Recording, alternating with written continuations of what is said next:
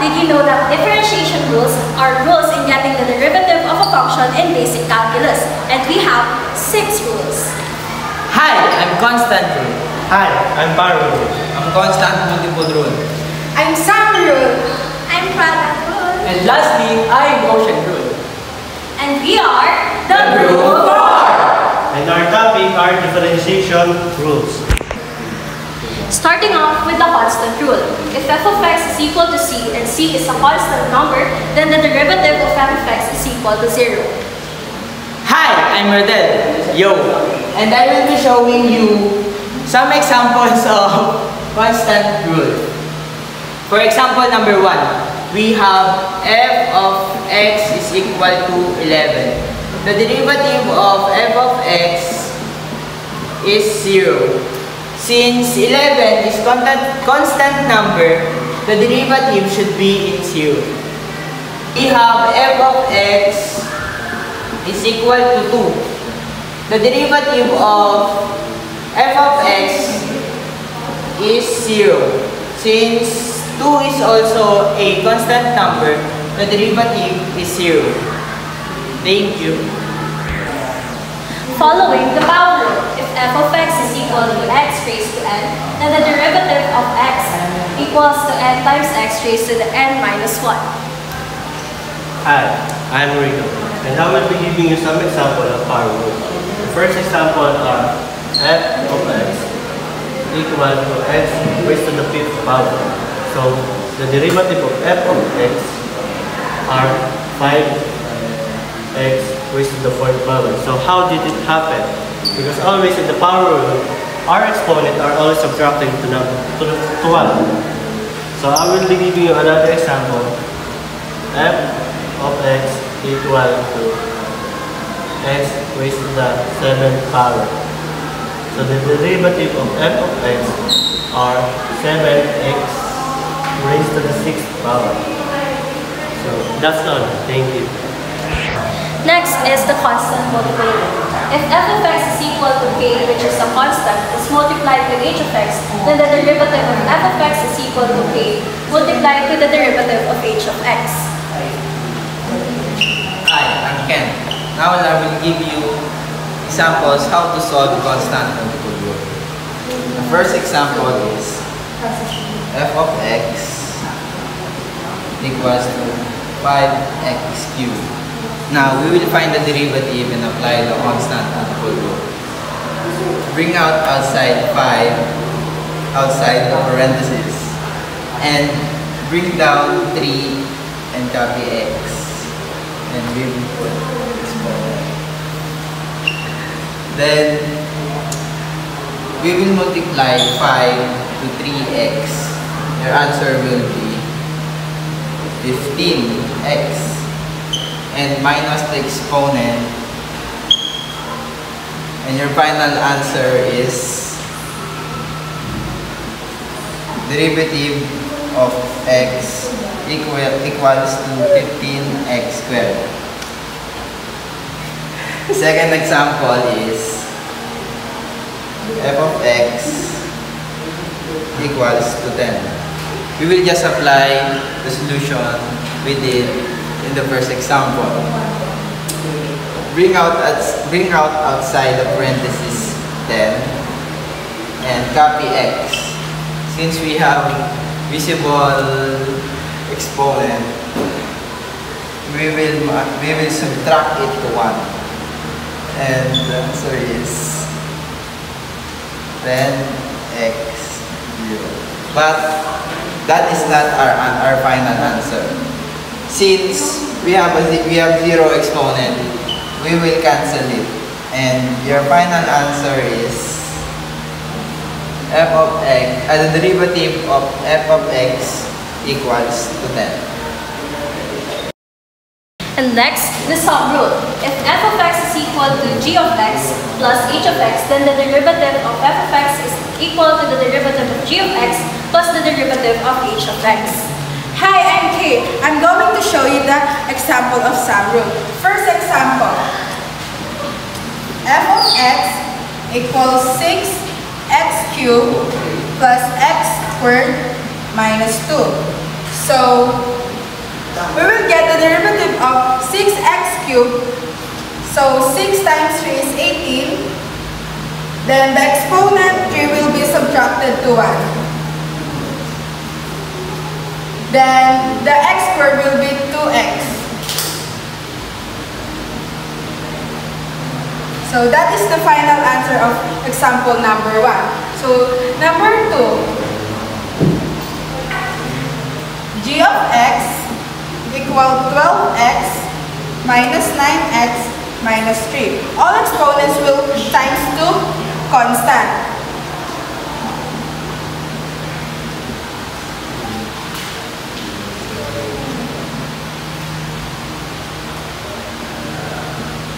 So that is the final answer of number 2. Thank you. Following the product rule, the derivative of f of x times g of x is equal to f of x multiplied by the derivative of g of x plus g of x multiplied by the derivative of f of x. Hi, I'm Jessa, and now I'm giving some example about product rule.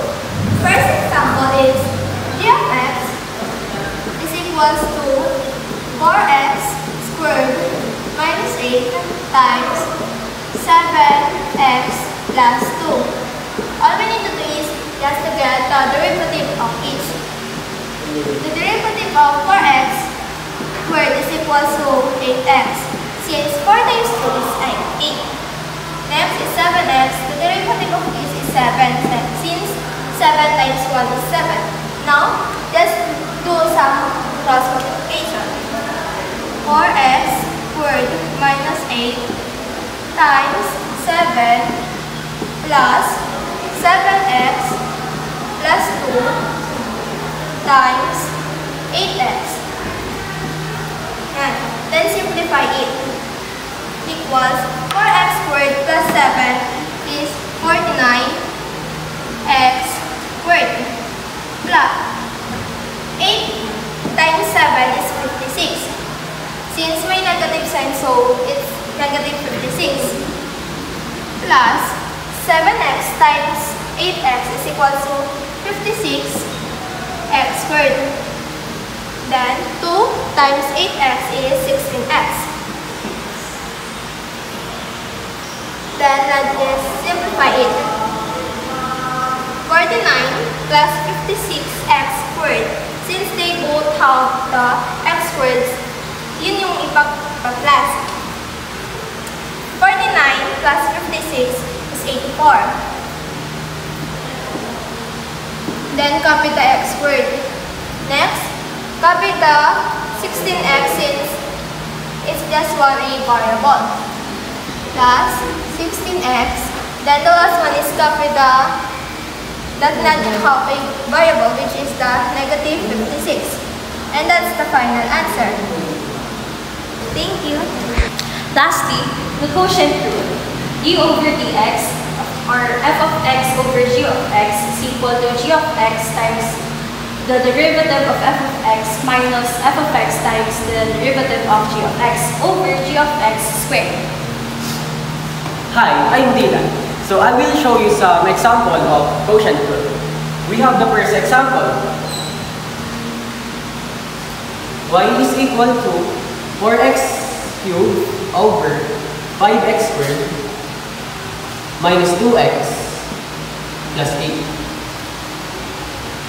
So all we need to do, the first step is to get the derivative of both numerator and denominator. This is the f of x and this is the g of x. So let's get the derivative of both.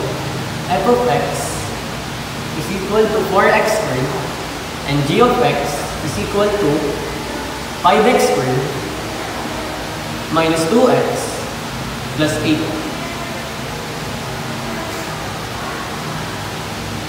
The derivative of f of x is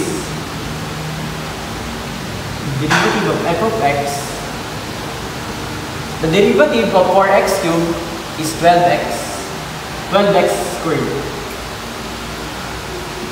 And the derivative of 5x squared minus 2x plus 8 is 10x. Is g of x equal 10x squared. I mean 10x minus 2. So the first step is, the next step is to substitute here into our formula. So substituting, the d over d of x is we will equate the d over dx into y. So y is equal to, our g of x is 5x squared minus 2x plus 8. 5x squared minus 2x plus 8. And our derivative of f of x is 12x squared times 12x squared. And then copy the negative sign, and then the value of f of x is 4x cubed. Just substitute the 4x cubed. And then the derivative of g of x is 10x minus 2. 10x minus 2 all over our g of x is 5x squared minus 2x plus 8. Just copy the 5x squared minus 2x plus 8. 5x squared minus 2x plus 8. And the exponent 2. Okay. The next step is to multiply the numerator. So we have y equal to 5x squared times 12x squared is 60x to the 4th power. 60x to the 4th power. Minus negative 2x times 12x squared is 24x cubed. 24x cubed. And then 8 times 12x squared is 96x squared.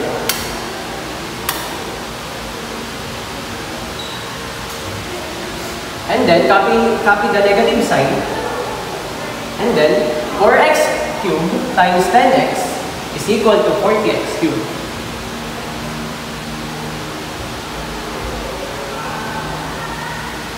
I mean, 4x cubed times 10x is equal to 40x to the 4th power. And then, negative 4x cubed times negative 2 is positive 8x cubed.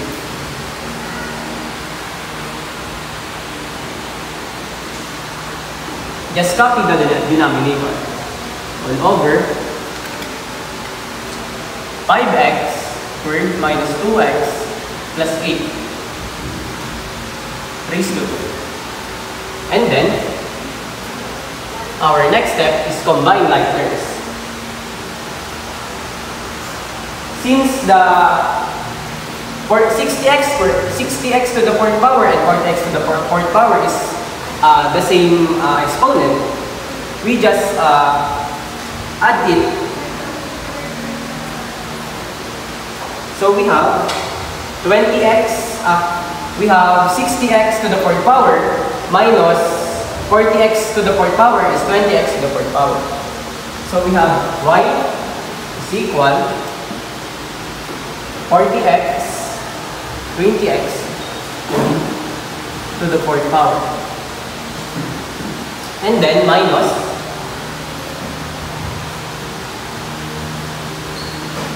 and we have negative 24x cubed plus 8x cubed is equal to 16x cubed.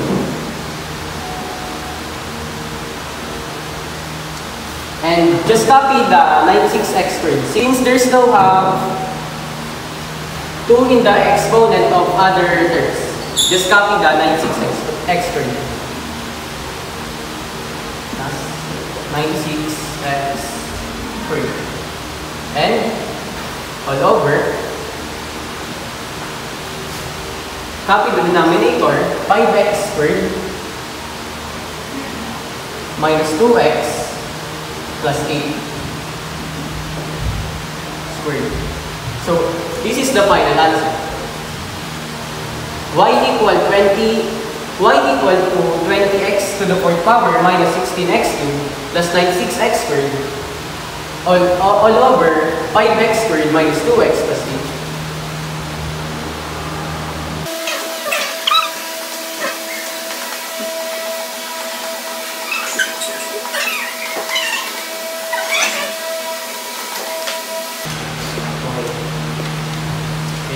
So let's move on to our second example.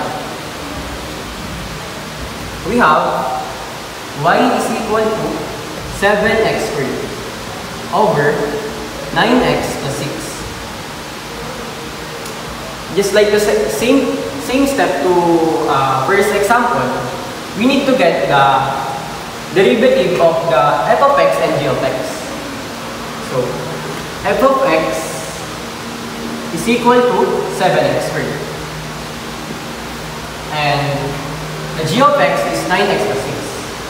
G of x is equal to 9x plus 6. So, and we need to get the derivative of these two, the both numerator and denominator. The derivative of 7x squared is 14x. The derivative of f of x is equal to 14x. And the derivative of g of x is equal to 9. Okay, our next step is to substitute. So our g of x is 9x plus 6. 9x plus 6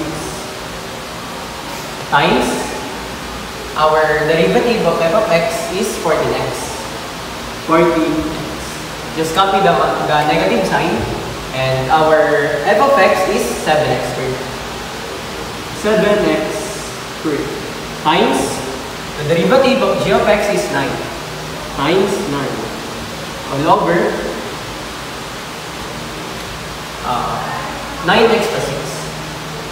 9x plus 6 over raised to 2. And so our second step is to multiply the numerator. So we have 9x times 14x is 126x squared. And then 6 times 14x is 84x. 84 plus 84x minus 7x squared times 9 is 63x squared. Just copy the denominator, 9x plus 6. 9x plus 6 raised to 2. And then combine like terms.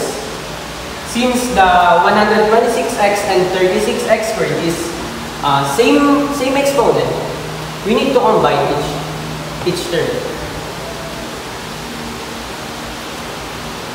So we have 126x squared minus 63 plus pala to. 126x squared plus 63x squared is 189.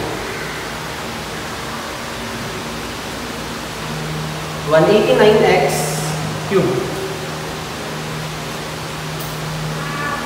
Plus,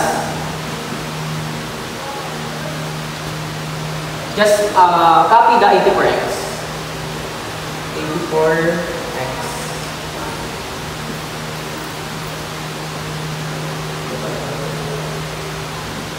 And just copy the denominator, 9x plus 6 raised to 2. 9x plus 6 squared. So we have the final answer. Y is equal to 189x squared plus 84x all over 9x plus 6. And lastly, I'm Cass, and we hope you learned something from our video, the 6 rules of differentiation for basic calculus. Bye!